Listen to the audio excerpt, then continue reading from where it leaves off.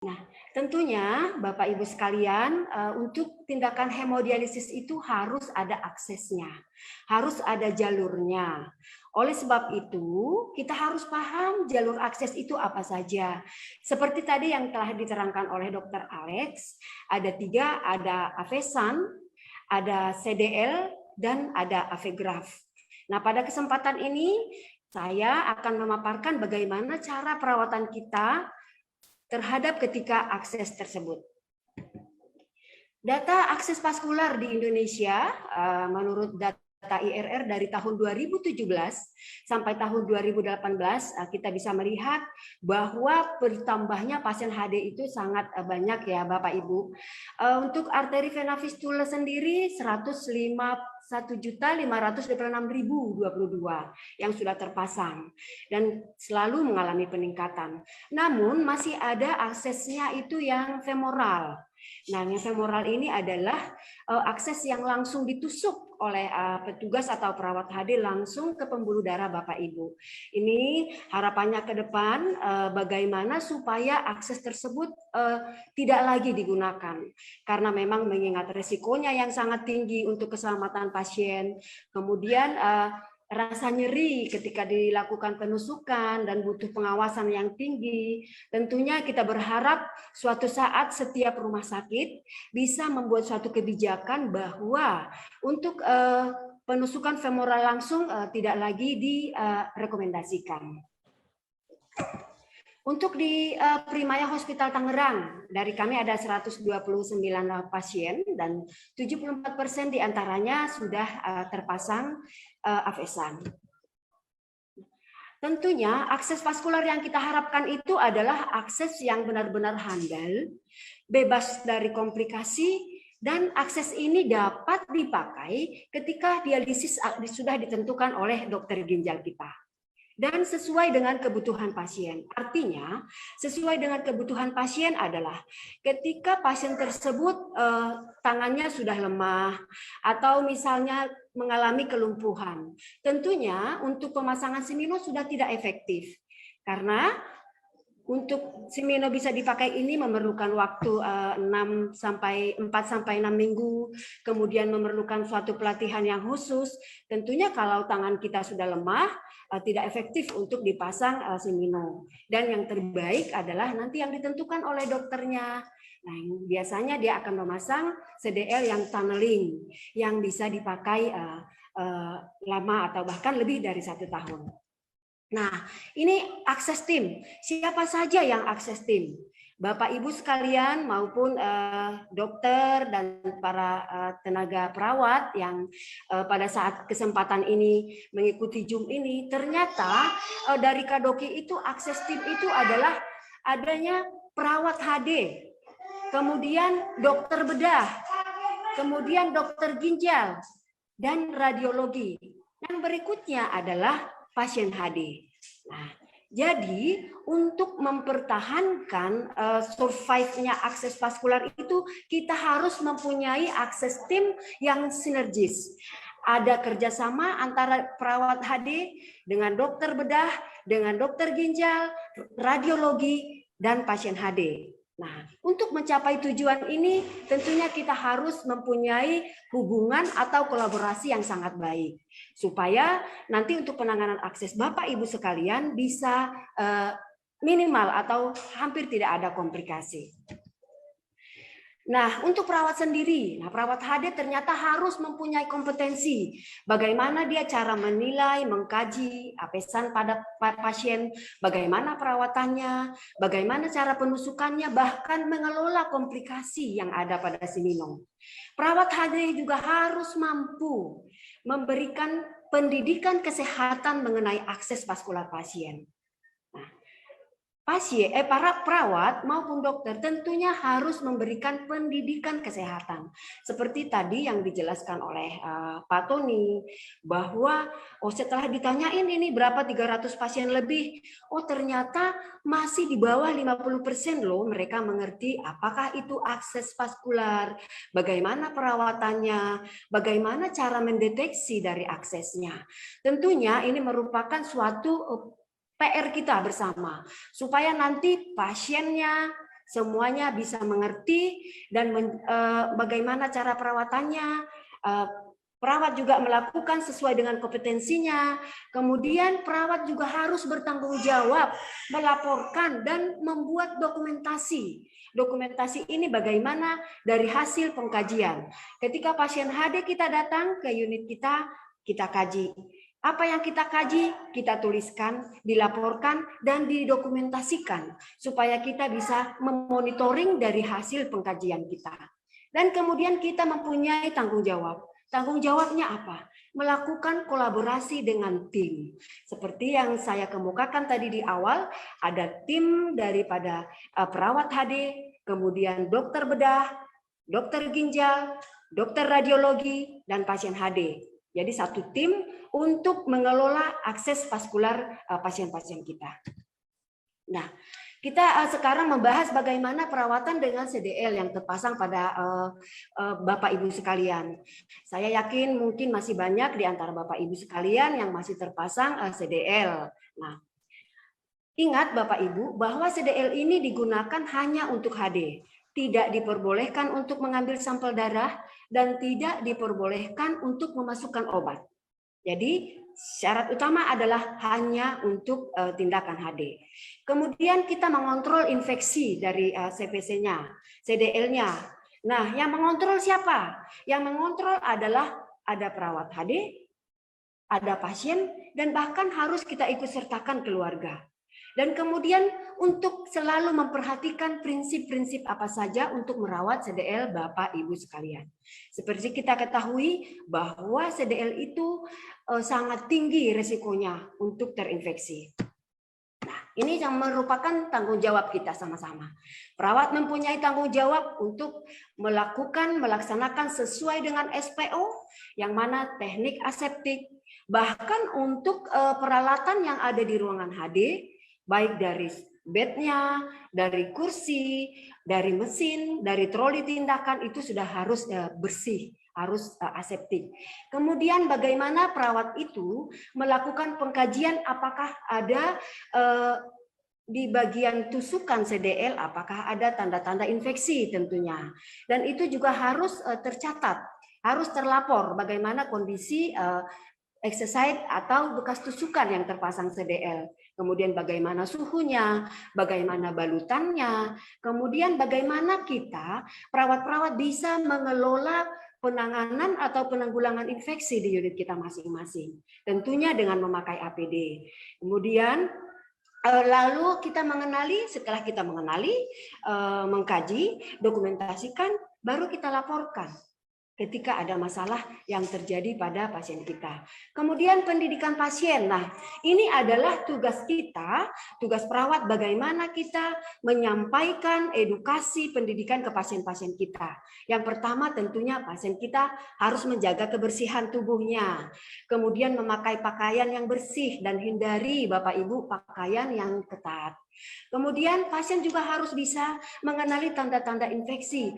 Bahkan untuk kondisi CDL yang terinfeksi itu mungkin saja mengeluarkan aroma yang tidak sedap. Nah, ketika Bapak Ibu menemukan hal seperti itu, jangan ditunda, jangan lama-lama, segera laporkan ke perawat. Hubungi atau memang sampaikan ke perawat HD ketika mereka memulai tindakan HD. Baik dari keutuhan balutan, jangan menggaruk. Kemudian ketika batuk dan bersin hindari yang ke arah terpasang CDL. Dan apapun yang Bapak Ibu keluhkan tentang akses Anda, selalu sampaikan kepada perawat dan kepada dokter. Supaya mendapat penanganan yang cepat. Karena ingat tadi kita adalah satu tim, satu tim untuk akses.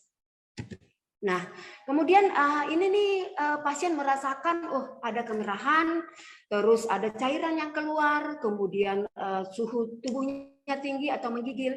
Nah, ini bisa disebabkan ketika terinfeksi di daerah tusukannya. Bagaimana kalau misalnya yang di daerah selangnya? Yang di daerah selangnya ketika terjadi infeksi tentunya pasien merasa nyeri. Kalau perawatnya tekan, pasiennya mengeluh nyeri. Oh, ini jangan-jangan memang sudah terjadi proses infeksi pada selangnya. Nah, oleh sebab itu, apapun keluhan, saya selalu menegaskan kepada Bapak Ibu sekalian, apapun keluhan, tolong disampaikan supaya kita sama-sama untuk menanganinya dengan cepat.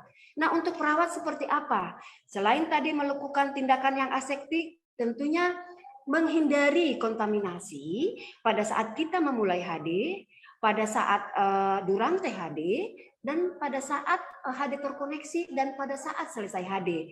Karena di saat-saat itu adalah saat-saat yang rentan dari petugas untuk menularkan atau memasukkan bakteri ke darah pasien kita. Nah, kemudian kita masuk ke arteri vena fistula, avesan atau semino. Ada 3 yang harus kita pahami. Yang pertama, preoperatif. Pada preoperatif ini yang dilakukan oleh perawat adalah melakukan edukasi. Nah, edukasi apa? Pendidikan kesehatan apa yang kita sampaikan ke pasien? Yang pertama, untuk menjaga tangan yang akan dipasang semino. Sudah tidak boleh diambil sampel darah, tidak boleh diinfus, dan tidak boleh ditensi, dan sudah mulai olahraga. Nah, supaya kalau misalnya nanti diinfus, ditusuk, nanti pembuluh darah Bapak Ibu sekalian akan rusak atau trauma. Sehingga akan berpengaruh nanti untuk pembuatan dari semino. Kemudian pemeriksaan fisik seperti apa saja yang tadi kita periksa, apakah tangan yang sebelah kiri lemah, apakah ada riwayat stroke, dan lain-lain tentunya kita periksa.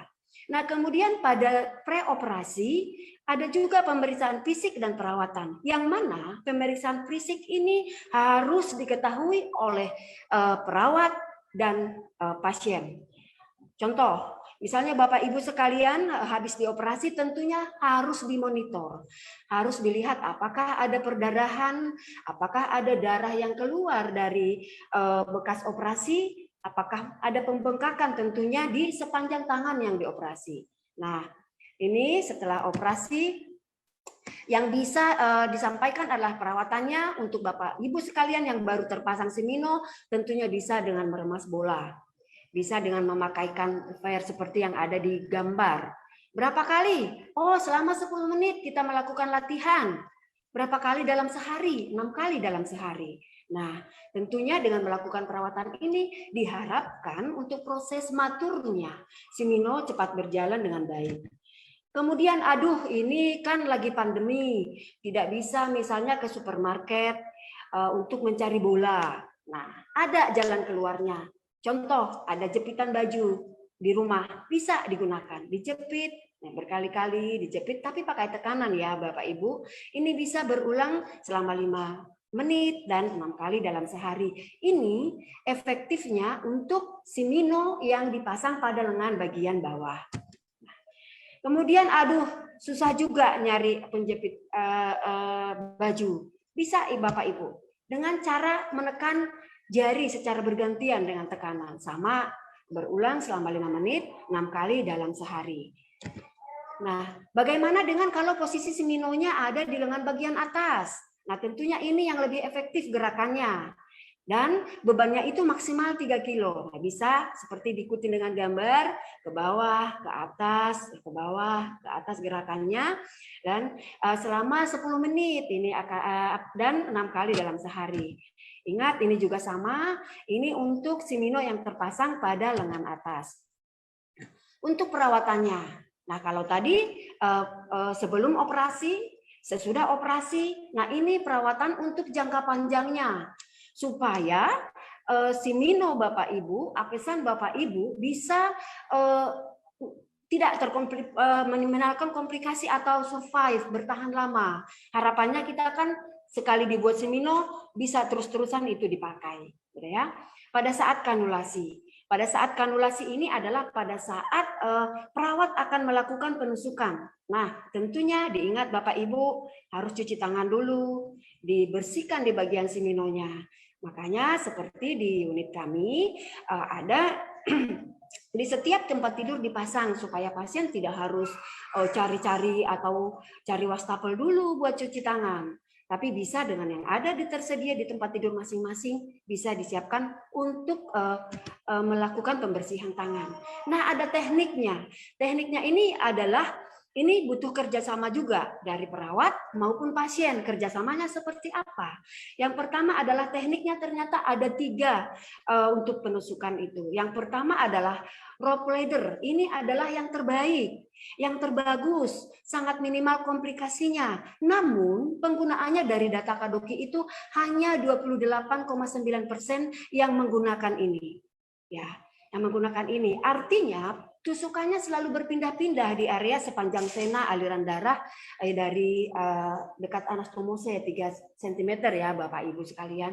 Kemudian area penusukan yang berulang ini hampir 61%. Nah, yang berulang ini biasa lebih sering dilakukan oleh perawat dan lebih sering juga diminta oleh para pasien. Kenapa? Berkurang nyerinya. Nah, perawat kalau di tempat yang sama sudah ada jalurnya, nah, gitu kan? Nah, ternyata ini kurang bagus, Bapak Ibu sekalian. Oleh sebab itu, melalui dengan webinar kita pada siang hari ini bisa kita tahu dan pahami bahwa sebenarnya yang bagus itu adalah ketika tusukannya berpindah-pindah. Dan buttonhole ini adalah penusukan yang sama, di lubang yang sama, kemudian ada juga seperti kancing penutup, dan ini memang sangat jarang untuk di unit HD kita, terutama di Indonesia. Nah, ini tadi rope ladder, jadi perawat itu sudah ada mapping ini. Saya akan menusuk di mana untuk arteri dan venanya. Nah, setiap pasien kita datang untuk HD, tentunya kita sudah pahami tusukan yang kemarin ada di mana. Nah, minggu ke HD berikutnya saya akan tusuk di mana. Ini adalah rope ladder yang terbaik untuk menghindari pembuluh darah Bapak Ibu sekalian membesar atau aneurisma yang terlokalisir. Kalau hanya kita tusuk di tempat yang sama, di tempat yang situ-situ aja, nanti pembuluh darahnya akan membesar ya, dan bahkan lama-kelamaan nanti akan terjadi penyempitan karena rusak dia pembuluh darahnya. Nah, kemudian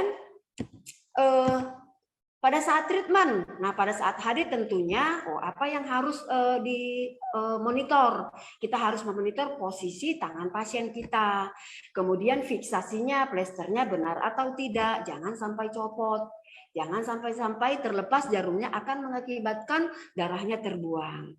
Dan kemudian diusahakan jangan di area yang disiku, sehingga ketika pasien kita punya aktivitas atau misalnya spontanitas mengangkat tangan, akhirnya tertekuk jarumnya, akhirnya tangannya bengkak. Ya, itu adalah bagaimana kita di lapangan memanajemen supaya tidak terjadi pembengkakan atau komplikasi-komplikasi yang terjadi ketika pada saat treatment HD. Kemudian pada saat pelepasan jarum juga harus kita perhatikan. Pada saat pelepasan jarum ini jangan dilepaskan jarumnya masih utuh di dalam, yang sangat minimal sekali ujungnya, kemudian kita dep ya. Nah, komplikasi apa aja yang ada pada yang terpasang simino? Tadi sudah dijelaskan, adanya bengkak, adanya hematom atau kebiru-biruan tangannya. Kemudian tidak jadi, terlambat matur, sudah misalnya, ya simino saya sudah 6 minggu ini suster, tapi belum bisa dipakai setelah saya periksa di dokter bedahnya. Nah itu kan, itu merupakan suatu komplikasi. Kemudian adanya stenosis, adanya aneurisma atau pembesaran pembuluh darah, adanya iskemia atau aliran darah tercuri, terus adanya bekuan darah dan infeksi. Nah semuanya ini bisa kita deteksi Bapak Ibu sekalian. Nah, ini adalah tanda-tanda ini pada yang buttonhole sudah mulai terjadi kemerahan di penusukan. Kemudian ada kemerahan di bagian daerah simino apesannya. Ini biru. Nah, kebiruan atau hematom ini sering terjadi buat pasien-pasien yang baru dipakai siminonya. Nah, oleh sebab itu disarankan kepada kita perawat-perawat HD yang melakukan penusukan adalah perawat yang benar-benar kompeten, perawat yang senior, supaya cara penusukannya tepat sehingga ini mengurangi yang biru-biru atau hematom yang terjadi pada tangan pasien. Nah, kemudian ada ini infeksi. Infeksi ini sangat risiko tinggi kalau kita lihat ini Bapak Ibu sekalian, tapi masih dilakukan HD. Harusnya ini sangat sekali beresiko. Oleh sebab itu ketika menemukan kasus seperti ini, ya mau tidak mau HD-nya harus tertunda dulu. Yang ditangani duluan adalah yang bagian mana yang sangat urgent, yang sangat emergensi. Jadi ini harus segera tindakan yang harus sito dilakukan untuk pasien yang terinfeksi siminonya. Ya kalau tidak bisa terjadi perdarahan, bleeding, atau ya memang nanti infeksi bahkan bisa sampai mencapai sepsis. Jadi nanti jadi panjang runutan komplikasi ini yang memperburuk kondisi pasien. Nah, ini juga yang sering kita temukan. Jadi saya utarakan, saya ungkapkan di sini kepada Bapak Ibu sekalian dan kepada pasien-pasien HD, baik para perawat HD yang selalu bertemu dengan pasien, kita kaji pasien. Dan pasien selalu mengungkapkan, menyampaikan ke pasien, ke perawat apa saja yang dialami. Ada apa keluhannya? Misalnya tangannya terasa dingin, kulit pucat, walaupun misalnya tidak rasanya masih ada, cuman terasa dingin dan kulit pucat. Oh, ternyata dia sudah ada di grade 1. Udah ada menuju komplikasi ini, aliran darah tercuri, Still syndrome, gitu kan? Nah, itu segera disampaikan karena akan mendapat penanganan nanti yang lebih cepat dari dokter dan perawat.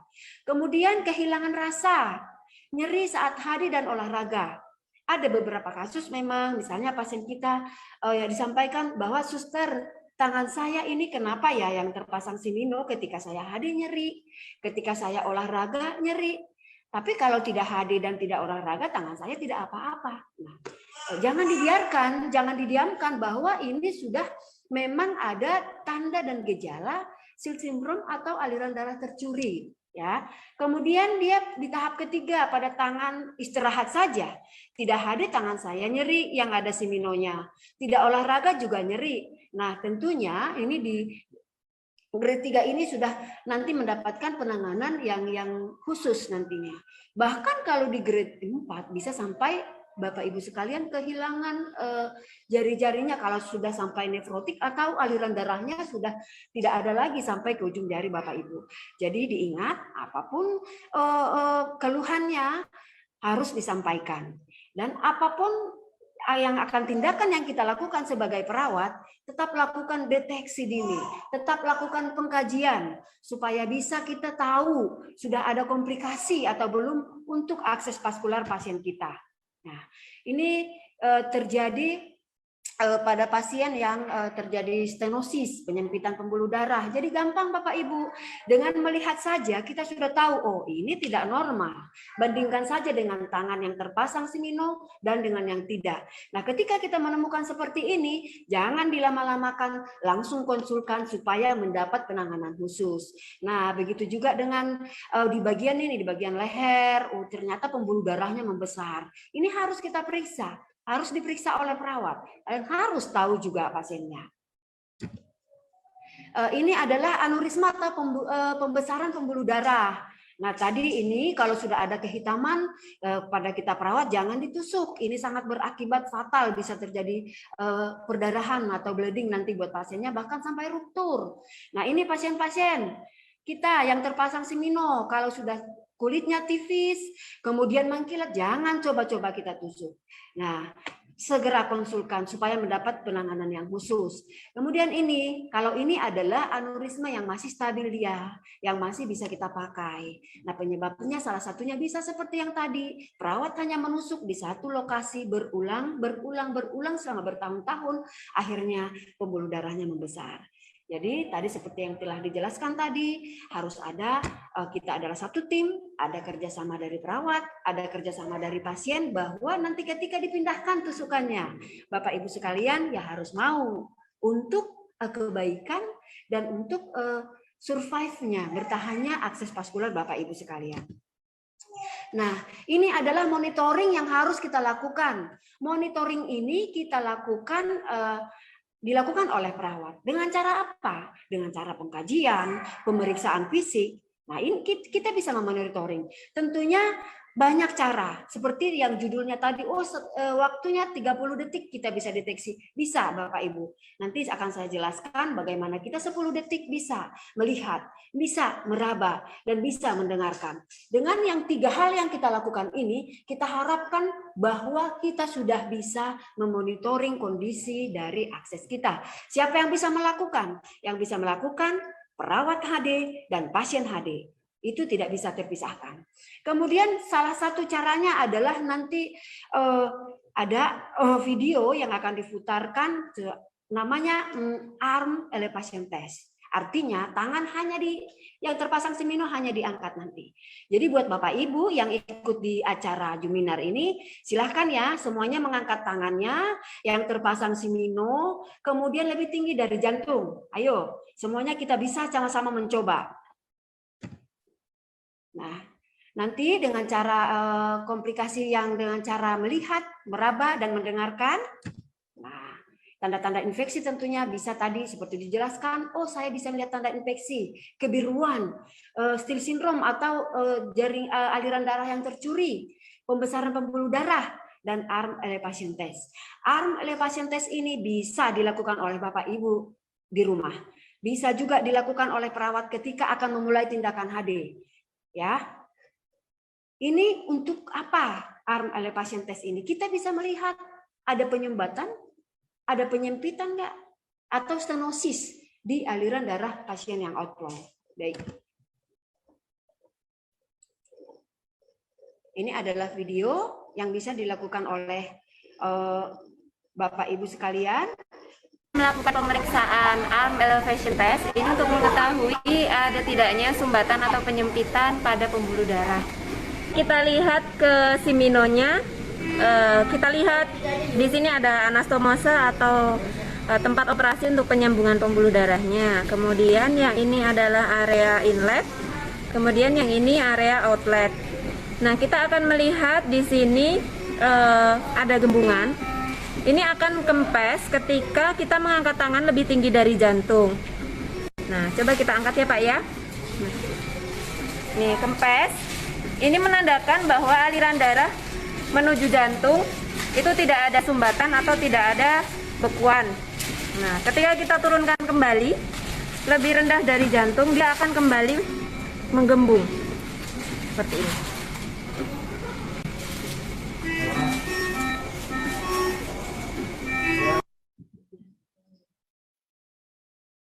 Baik, Bapak Ibu, tadi apa ada kendala di video atau tidak?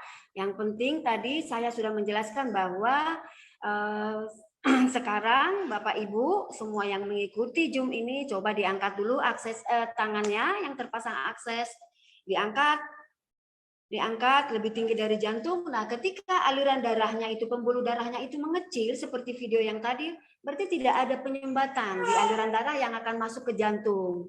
Tapi kalau tetap membesar, nah ini kita curiga sudah ada penyempitan atau penyumbatan aliran darah yang masuk ke jantung. Hanya sederhana Bapak Ibu. Kalau Bapak Ibu kita semua mau melakukannya, kita akan bisa deteksi dini.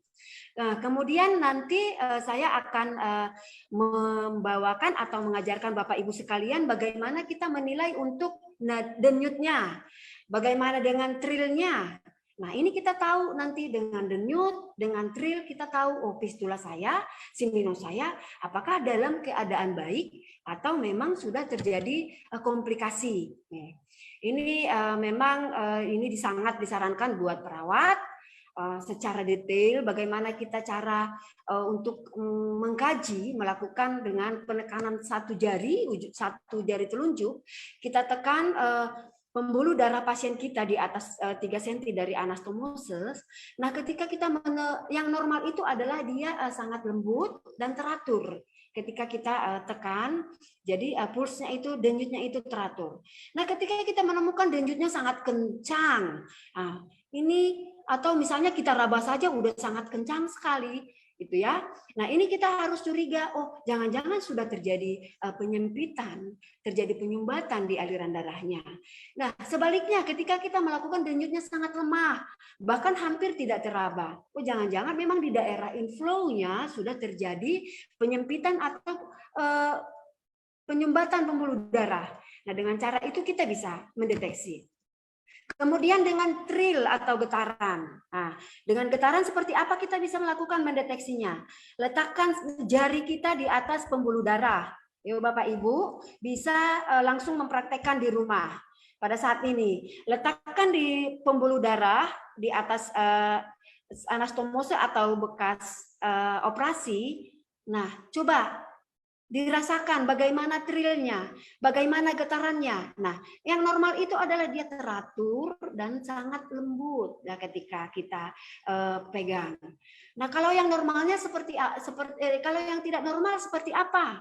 Ya, tidak normal. Wah, ketika kita letakkan jari, waduh, sangat kencang sekali getarannya. Kemudian hanya di area tertentu. Kalau tadi normalnya kita letakin ya trilnya di sepanjang anastomose atau pembuluh darah kita. Nah, kalau hanya di satu tempat dan itu sangat luar biasa kencangnya, kita harus curiga bahwa ini tanda-tanda sudah ada terjadi stenosis. Nah, kemudian kita letakkan lagi jari kita. Oh, ini hampir tidak ada. Trilnya tidak ada. Bahkan sangat pelan sekali, bahkan mungkin hampir hilang. Ini tolong segera disampaikan ke perawat, disampaikan ke dokter supaya mendapat penanganan yang khusus, pemeriksaan atau yang namanya pengawasan, surveillance, artinya pengawasan itu dengan melalui alat USG yang bisa langsung melihat ke dalam pembuluh darah Bapak Ibu sekalian. Nah, kemudian ini tes augmentation test. Ini hanya dengan menekan dengan jari telunjuk. Nah, di telunjuk di atas 3 cm dari bekas anastomosenya, ketika kita melakukan telunjuk, oh iya ada pulsnya, ada denyutnya, tapi trilnya nggak ada. Nah, itu yang normal ya. Kalau misalnya kita tekan, waduh, ini tidak ada pulsnya. Kemudian tapi ada trilnya. Nah, ini ada lagi yang namanya dengan aksesoris vein. Aksesoris vein itu apa? Jadi pembuluh darah yang bercabang sehingga aliran darah tidak tertuju hanya pada satu pembuluh darah, tapi bisa berbagi dengan pembuluh darah yang lain. Nah, kalau kita lakukan penekanan, oh tidak ada denyutnya, kemudian tidak ada getarannya. Ini sudah terjadi stenosis atau bekuan pada pembuluh darah Bapak Ibu sekalian. Nah, sekarang kita mendengarkan.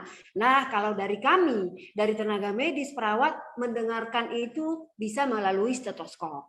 Tapi Bapak Ibu sekalian juga nanti ada tekniknya bagaimana cara mendengarkan di rumah. Yang normalnya seperti apa? Jadi ada periode sistol dan diastolnya itu dan sama soft kedengarannya ya.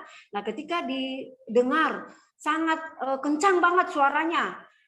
Jangan senang, waduh ini si minonya bagus ini, suaranya sangat kencang. Oh, belum tentu. Ketika sudah terjadi stenosis atau penyumbatan, malah suaranya ini yang akan sangat kencang sekali, sampai melengking sekali. Nah, ketika mendengarkan dan ini terjadi, tentunya yang tadi sudah mulai stenosis pada pembuluh darahnya. Nah, bagaimana dengan kalau misalnya tidak ada sama sekali, hanya lemah? Yaitu mungkin sudah terjadi stenosis pada aliran darah inflow-nya. Ya, coba kita kalau misalnya suaranya sangat kencang ini Bapak Ibu. Ini adalah suara yang fluidnya high pitch atau melengking. Nah, ketika perawat-perawat teman semuanya menemukan suara seperti ini bukan suara yang normal, bukan fluid yang normal. Nah, kita konsultasikan, suruh kontrol pasien kita ke dokter bedahnya. Kemudian yang normal adalah seperti ini.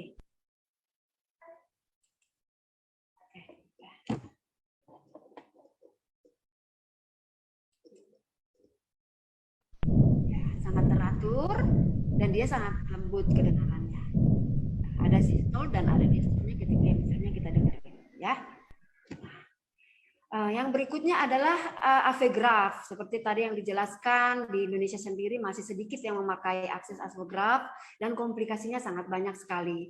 Kalau di rumah sakit kami di Primaya Hospital Tangerang, dari 129 pasien kami hanya ada 1 yang memakai AV-graph. Ini pasien yang sudah HD semenjak umur 10 tahun CAPD, kemudian 13 tahun HD, hingga pada saat ini ya karena kesulitan akses, akhirnya dipasang AV-graph di femoral. Dan alhamdulillah sampai saat ini masih bisa dipakai. Nah, ini adalah trik untuk Bapak Ibu sekalian yang harus dicek setiap hari. Seperti yang saya utarakan tadi bahwa di bawah 30 detik untuk melihat, 30 detik untuk meraba atau merasakan, dan 30 detik untuk mendengarkan. Ini untuk pasien-pasien kami, pasien-pasien cuci darah, Bapak Ibu sekalian. Hanya melihat ada perubahan kulit, adakah kemerahan, kemudian ada nyeri, ada bengkak. Nah, harus kalau ini ditemukan harus cepat-cepat disampaikan kepada perawat. Harus supaya mendapat penanganan yang lebih cepat. Kalau misalnya kelihatan baik, tidak ada kemerahan, tidak ada pembengkakan, ya silahkan berarti akses vaskular Anda baik. Ya. Nah, kemudian ketika menemukan ada merah, ada bengkak, dan lain sebagainya tadi seperti yang tanda-tanda infeksi dengan cara kita melihat, ya segera hubungin perawat HD, segera sampaikan kepada perawat HD ketika Bapak Ibu menjalani HD. Dengan cara merasakan atau meraba, letakkan jari-jari Bapak Ibu ke bagian pembuluh darah yang ada siminonya. Nah, kita bisa getarannya dirasakan. Kalau getarannya ada, terus ada tidak hanya di satu lokasi, kemudian getarannya itu terasa, nah, tidak ada perbedaan dengan hari-hari yang lalu, berarti akses Bapak, simino Bapak tidak ada komplikasi.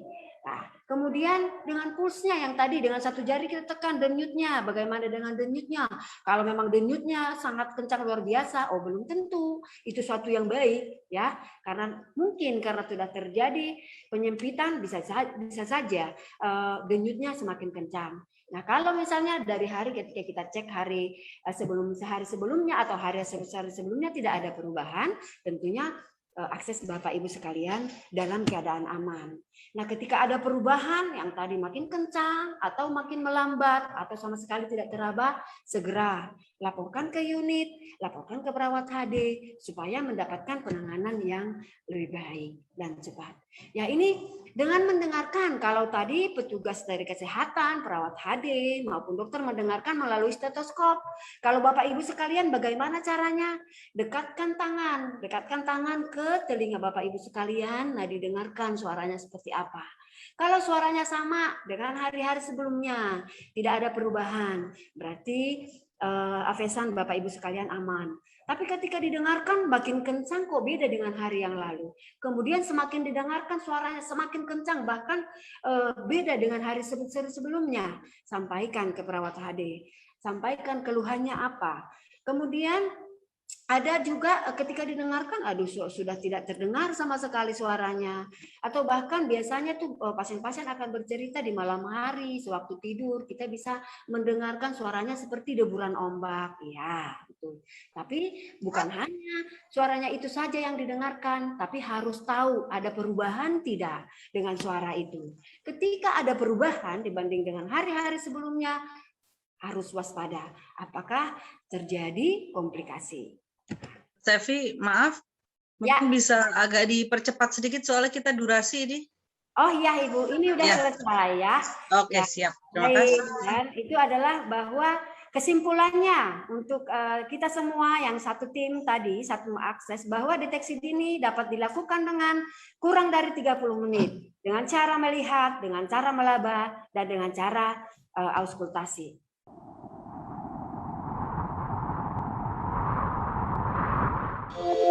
Thank you.